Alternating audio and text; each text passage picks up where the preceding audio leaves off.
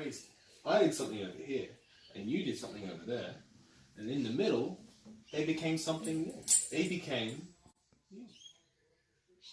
That's right. Now, call me crazy, but what if we could do that with electrical circuits? Well, you can. This is done using the superposition theorem. Superposition theorem states that the current through or voltages across any element of a network is equal to the algebraic sum of the current or voltages produced independently by each source. This is useful and allows for one to, as is often the case with electrical properties, simplify large circuits into more manageable ones.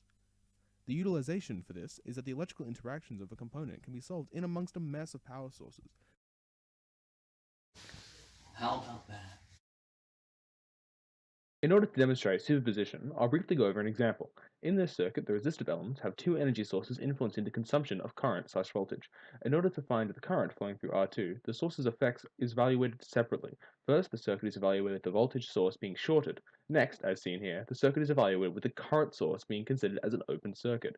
Individual evaluation for each can then, with careful attention to polarity, be summed to find the current through the element, and thus, through Ohm's law, voltage may also be calculated. Well, how about that? As you can see, using the voltage divider rule, Ohm's law, and the current divider rule, the magnitude and direction of the current can easily and be calculated. The effect of superposition in this circuit is shown with the visualization following, keeping in mind the larger of the two hands is the current supplied by the current source through R2, while the current supplied by the voltage source is the smaller hand. The larger of the two forces prevailed in sense of direction, however the magnitude was decreased. It is important to note that superposition is not always a deconstructive interaction, it can be a constructive interaction. For instance, the current flowing through R2 could actually be greater than either source could provide individually if the polarities allowed for it. The superposition theorem is also extremely useful when creating a Thevenin equivalent circuit for a larger circuit containing multiple sources.